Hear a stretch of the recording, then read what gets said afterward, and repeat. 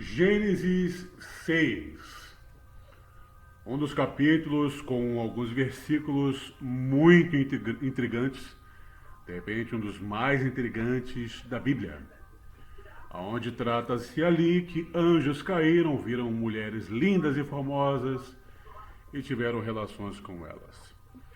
Imagine o leitor se toda uma história sobre seres celestiais caídos, contendo híbridos de homens e anjos que teriam assolado a terra, seria mencionado tão casualmente pela Torá e pior, não deixaria qualquer tipo de registro arqueológico. Na realidade, em muitos casos, tais coisas não passam de Agadut, histórias alegóricas, contadas para transmitir ensinamentos mais profundos, e não têm qualquer historicidade. Shalom a todos, shalom a todos. Paz seja com todos. Eu quero, por meio desse vídeo, trazer, ou pelo menos tentar trazer aqui, um esclarecimento sobre um texto muito complexo, um texto de uma dificuldade em se traduzir muito grande, em relação aos gigantes, como você pode ver na introdução. Bom, existem de fato pessoas que acreditam na possibilidade de um dia ter existido gigantes sobre a Terra. Mas como surgiram esses gigantes? Será que de fato existiram? Será que de fato foram anjos caídos que coabitaram com mulheres? Se você for lá em Gênesis 6, Bereshit 6, tem um texto também em Bamidbar, Números. Se você for de acordo com a tradução da Bíblia em questão do hebraico, a essência das escrituras, você vai ver que não. Mas enfim, tudo isso partiu de culturas diferentes da nossa, culturas até mesmo diferentes daquilo que nós entendemos como Bíblia. Você vai ver as narrativas na cultura semita, na cultura suméria, na cultura babilônia e até mesmo na epopeia de Gilgamesh. Bom, falando agora, me direcionando agora para os meus irmãos cristãos, aqueles que acreditam, aqueles que até colocam base em homens que têm uma boa oratória, uma boa retórica, homens que realmente sabem pregar de uma forma muito atrativa, muito atraente, e dão até nomes. Eu não vou dar nomes, mas eu vou falar sobre um homem que luta Kung Fu e Camboriú. Alguns me disseram que ele acredita e dá base, prova e tudo. Bom, se ele prova, então ele prova o contrário daquilo que disse o próprio Jesus, que os cristãos seguem. Bom, o Jesus de vocês, você me desculpa pela forma de falar, né, mas o Jesus de vocês dizem que os anjos são assexuados. Eles não se casam e não se dão em casamento. Está lá na Brit Hadashah, aliança complementar aquilo que vocês chamam de Novo Testamento. Logo, então, nós entendemos que um anjo ele não pode fazer isso. Se você for no Antigo Testamento, o Tanakh, as Escrituras, você vai ver que saiu a partir de uma tradução equivocada em relação ao hebraico, mas é mais além do que isso. São culturas diferentes. Seria possível um anjo cair do céu, se materializar entre os homens, criar um membro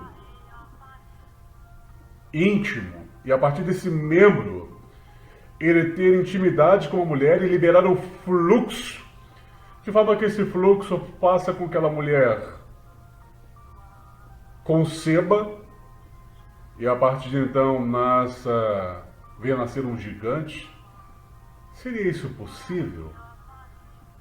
Bom, há muito tempo atrás eu discutia com um rapaz que se dizia muito sábio, que conhecia. Eu falava que isso não aconteceu e ele falava assim, bom, você está admitindo a Torá. Não, não estou admitindo a Torá. Eu estou simplesmente sendo racional, sendo consciente, coisa que muitos não são.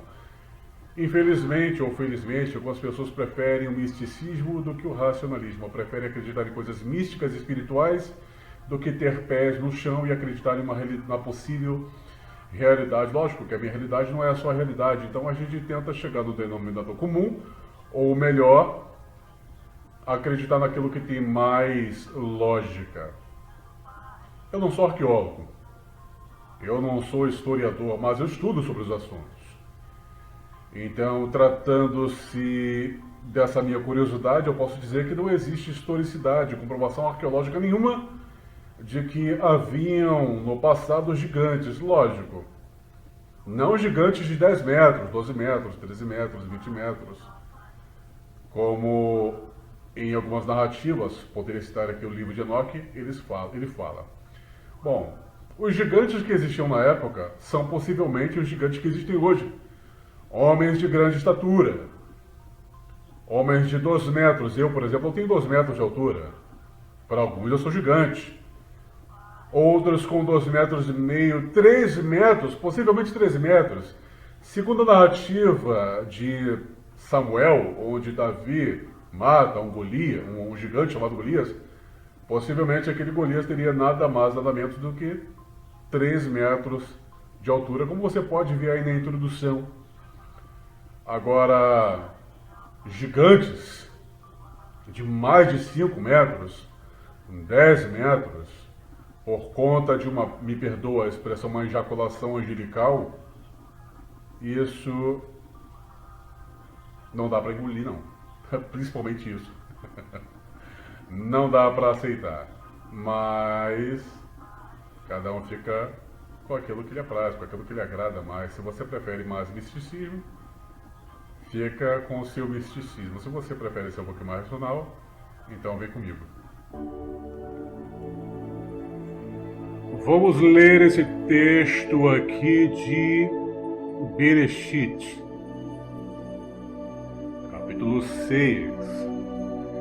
Só o versículo 2 e um pedacinho pequeno do versículo 4 que diz assim, esse aqui é o versículo 2, tá?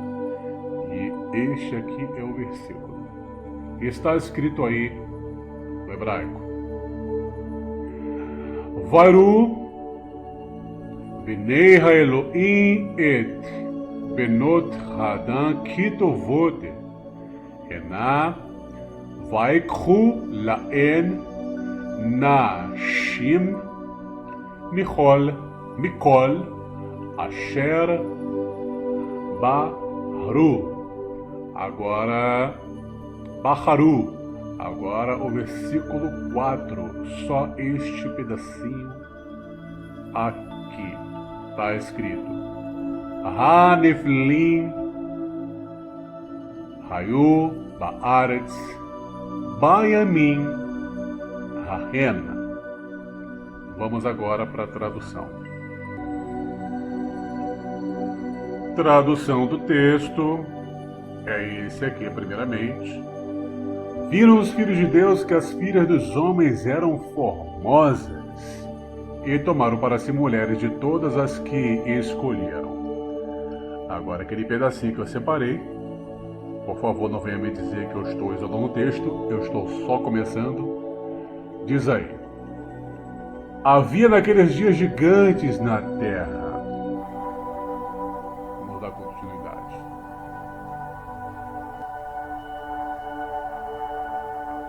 Imagine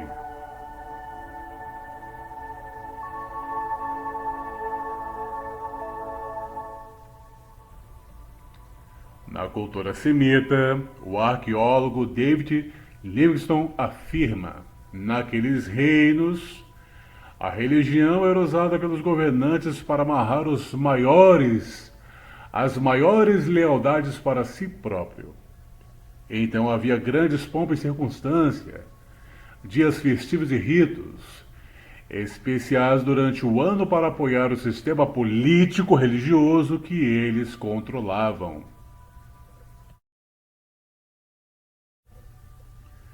Sumérios e babilônios, depois que o reinado desceu do céu. Aí começaram a falar dos governantes que governavam. Por 28.800 anos, 36.000 anos, 64.800 anos, 43.200 anos, 36.000 anos, 108.000 anos. Em resumo, depois que o dilúvio varreu a terra e o reinado desceu do céu, olha só que interessante, dilúvio na cultura suméria e babilônia.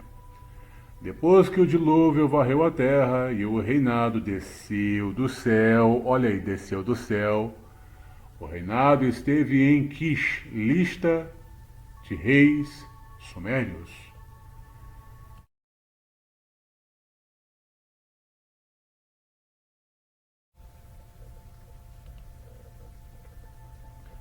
Dois reis da dinastia de Eridu reinaram por muitos anos. Eles eram chamados de reis do céu. E isso não é muito diferente do que se vê no início da famosa obra do épico de Gilgamesh, que também fala sobre a questão do dilúvio. Nela encontramos: quando os deuses criaram Gilgamesh, eles lhes deram um corpo perfeito. Shamash, o glorioso sol, o revestiu de beleza. Haddad, o deus da tempestade, o revestiu de coragem. Os grandes deuses fizeram sua beleza perfeita, sobrepujando todos os outros. Aterrorizante como um grande touro selvagem, 2 terços eles o fizeram Deus e 1 terço homem. Em Uruk ele construiu muralhas, um grande baluarte e o templo da bendita Eana para o deus do firmamento Anu e para estar a deusa do amor. Épico de Gilgamesh.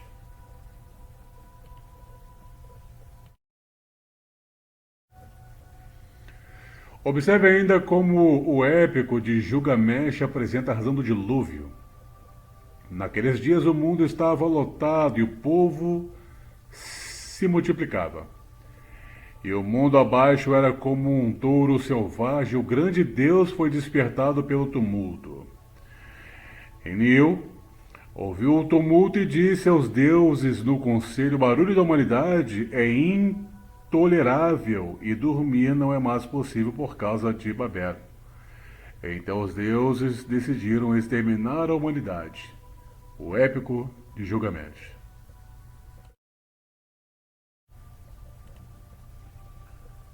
Com isso em mente, observe o texto da Torá. Olha o que a Torá diz.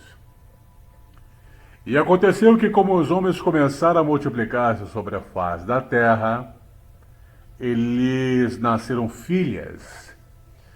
Viram os filhos de Elohim, Bnei HaElohim, que está hebraico aí, que as filhas dos homens, Banot Hadam, ao que está hebraico, eram formosas e tomaram para si mulheres de todas as que escolheram. Então disse Adonai: não contenderá o meu sopro para sempre com os homens, porque ele também é carne, porém os seus dias serão 120 anos. Naqueles dias os Nephilim estavam na terra e também depois, quando os filhos de Elohim entraram as filhas dos homens, e delas geraram filhos. Estes eram os valentes, Hagborim, que houve na antiguidade, os homens de fama.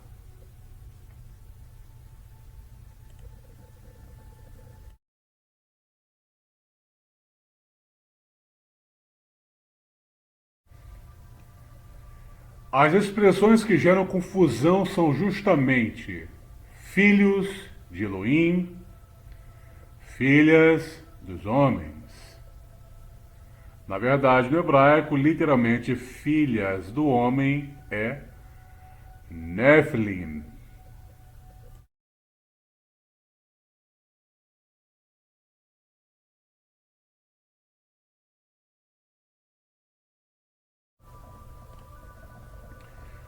Para um semita da antiguidade, Bnei HaElohim seria entendido não como uma referência aos anjos, mas sim aos reis e governantes, que literalmente diziam ser filhos de divindade.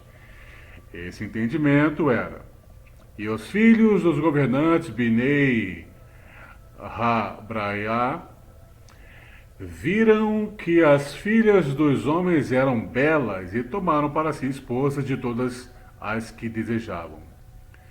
As filhas dos homens, Banot Hadam, mostra a diferença da classe. Os filhos dos deuses, aqueles em que supostamente havia uma semente divina, tomaram esposas das filhas dos homens. Em seguida lê-se Michol, Asher, Bahru, literalmente, dentre todas quanto desejaram. Isso dá a entender que os poderosos despojavam quem bem entendiam, tomando para si a esposa das mulheres que achavam por bem tomarem, possivelmente até entre mulheres casadas, sob o pretexto de que essas mulheres não podiam recusar os filhos dos deuses.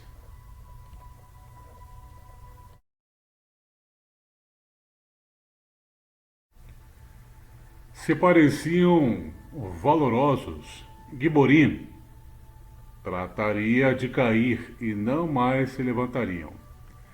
Isso conduz à próxima palavra de análise.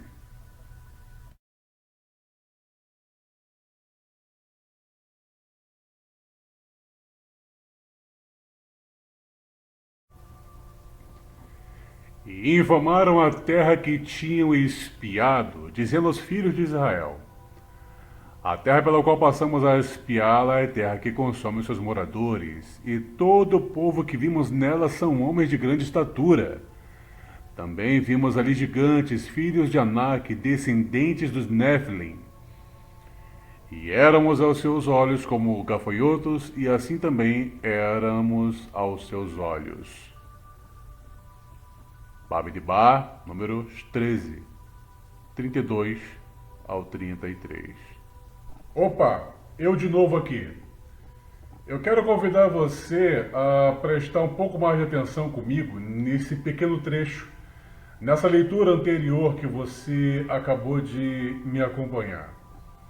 Bom, vamos observar que os espias descreveram o local da terra, né, como se fosse uma terra que consome, que devora, que come os seus próprios moradores.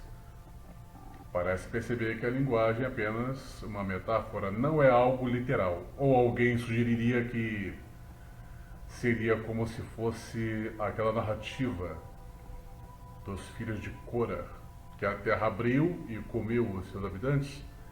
Eu acredito que não. Bom, fato é que a estatura elevada é uma figura de linguagem semita e se refere ao poderio militar daquele local. Bom, isso pode ser visto de diversas formas no Tanar, em diversas narrativas, e eu vou mostrar para todos vocês. Mas eu quero que você imagine a narrativa de acordo com o texto narrado. Olha só de novo. E infamaram a terra que haviam espiado. Eles foram lá, dizendo aos filhos de Israel: a terra pela qual passamos a espiá-la é a terra que consome os seus habitantes. Caramba, se ela de fato consumisse os seus habitantes, não haveria ninguém lá, muito menos se a possibilidade de haver gigantes fosse real. Ela consumiria também os gigantes. Consome os seus moradores. E todo o povo que vimos nela são homens de grande estatura, são homens fortes, são homens treinados para a guerra, são homens capacitados, homens que treinam suas musculaturas. Bom, também vimos ali gigantes. Bom, gigantes na Bíblia pode ser várias coisas, inclusive homens de grande poder, de grande autoridade, generais, vamos dizer assim. Mas eles eram filhos de Anak, descendentes de Nephilim, descendentes do caído, será mesmo? Depois a gente vai ver o que significa esses Nephilims. E éramos aos nossos próprios olhos, e éramos aos nossos olhos como gafanhotos. E assim também éramos aos seus olhos. Tudo isso é uma figura de linguagem, e nós vamos entender, tentar entender pelo menos isso, da melhor forma possível. Vem comigo.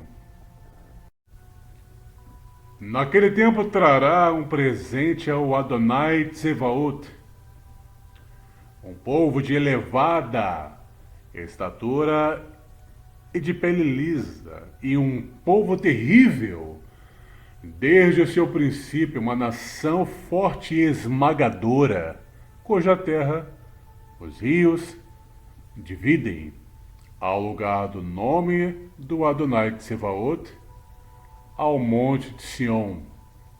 Aí, ó, Isaías, Yeshayahu, 18, versículo 7, falando de povo de grande estatura, elevada estatura.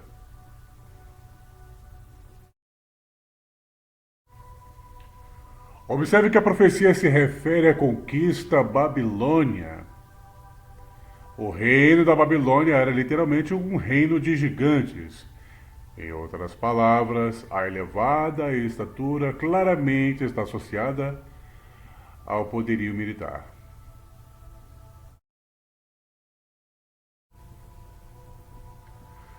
Todavia, eu destruirei diante dele o amorreu, cuja altura era como a altura dos cedros, e que era forte como os carvalhos, mas destruí o seu fruto por cima, e as suas raízes por baixo. Amós 2:9.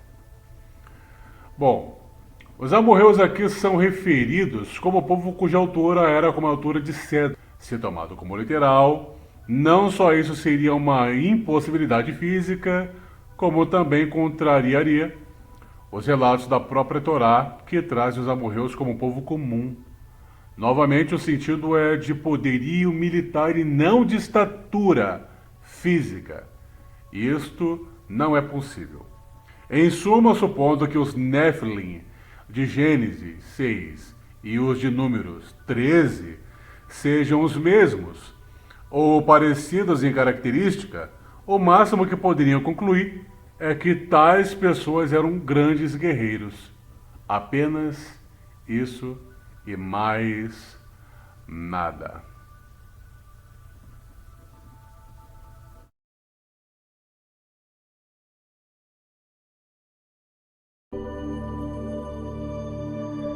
Agora vamos ler esse texto aqui embaixo. O termo vem da raiz nafal, que significa cair. Observe, cair. Deitar ou ser derrubado. É justamente devido a isso que alguns supõem que a Torá esteja se referindo a anjos caídos. Observe. Todavia, que a Torá jamais afirma tal coisa. Olha aqui o texto. Haneflim, Rayo Aras. Eu separei o Nefilim aqui e coloquei a raiz da palavra Nefilim, que é Nafal, onde a gente entende a confusão na interpretação das escrituras.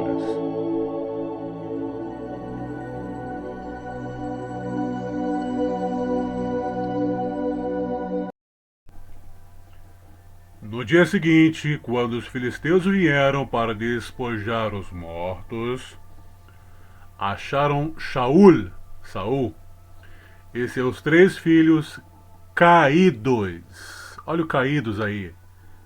Noflim, no monte Gilboá. 1 Samuel 31, versículo 8.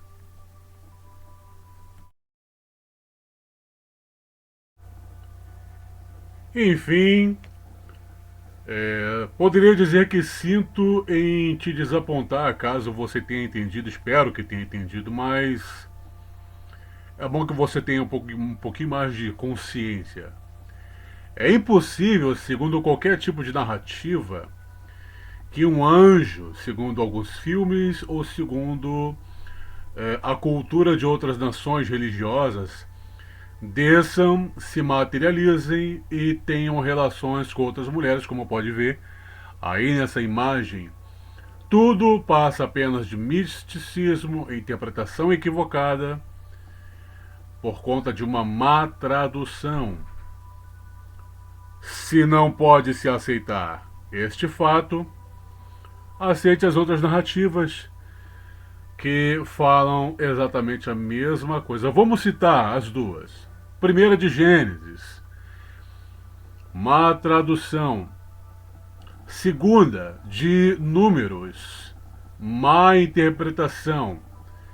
E a da Brit Hadashah, como os cristãos gostam muito, né? Não se casam e não podem se dar em casamento. São assexuados.